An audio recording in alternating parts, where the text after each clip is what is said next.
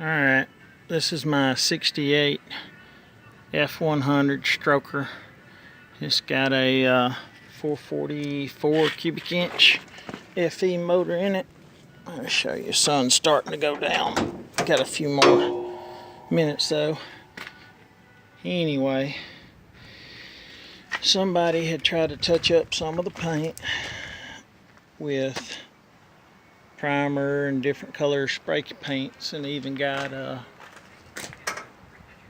some silver in it and all. But anyway, I had to spray up under the hood red oxide primer and get it down inside the cracks and all where it rust real bad up through here. Can't hardly see the sun, but anyway, he primered this fender. I need to put a master cylinder on it later, but there's some of the gray sprayed silver through the rust. They sprayed lacquer primer on this panel, and I'm trying to wash it off with lacquer thinner. The paint's so thin, it's been a replacement because they blended on the hood right up here. You could tell the other side too. So, but anyway, I'm trying to get it off. I'm gonna sand it lightly with 320 and get the primer off where it'll match a little bit. But it's got rust where he tried to patch a hole where the mirror was, and got black paint and silver paint here, and then he sandblasted the ridge. I put the tank in the back, and I used a 70 model Mustang, I think, and my fill cap is right here. This is off of a motorcycle. It comes, I think it's about $100 depending on where you get it, but it's vented, and it comes with this steel bung. It's in here. The pipe goes through my stake pocket, takes a 90, takes another 90 and goes up in the center, and takes another 90 and goes in. Got to fill it real slow, and it didn't have a vent cap, so I put a vent in the neck, and it comes over into this stake pocket, and it's tucked up right here. Got to fill it up slow, and I do mean slow. But I like this little old truck. I've got a bunch of them. I got a 67 there, 67 there, and I've got, those are Rangers over there. It's got an 86 model 9-inch rear end. It's one of the last 9 inches they made in trucks, and it's 3 inches wider than the original one. I bent the I-beams to drop it, and I got to set my toe because the toe's off on this tire.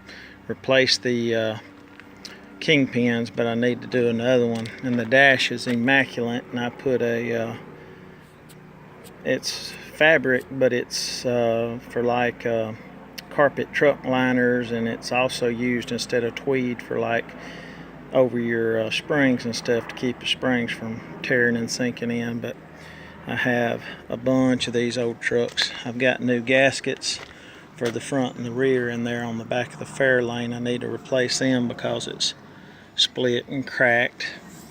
And I put division bar glass in here to keep it from rattling the welt, but I got to buy the belt line gasket and the channel gaskets. I got brand new door gaskets. I'll open this other door and show you, but I got to air up the tires. It's been sitting up front for a while. That's a factory Ford push bar.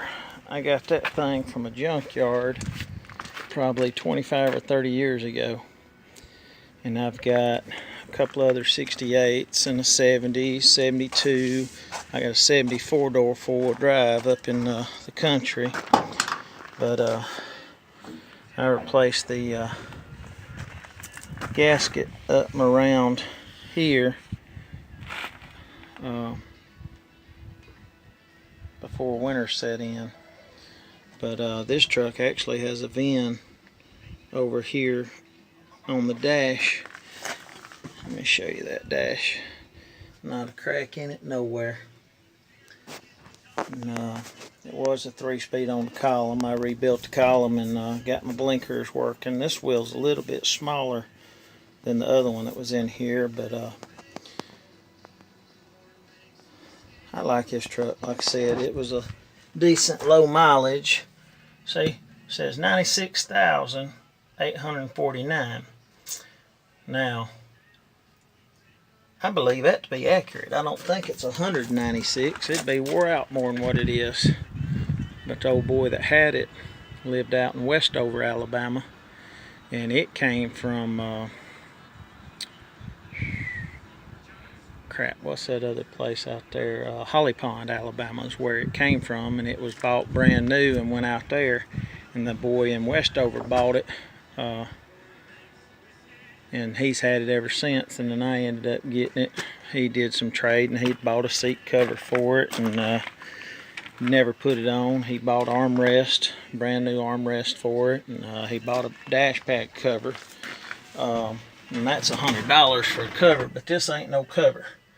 This is a pad that I had in storage. Like I said, I got a bunch of these trucks. I probably got 5 or 6 other seats, and I rode one of these trucks from hood to tailgate, end over end, and walked away without a scratch. Well, I say that. I had a scratch on my leg. I had a positive traction unit laying in the seat when I went across the intersection when a boy hit me.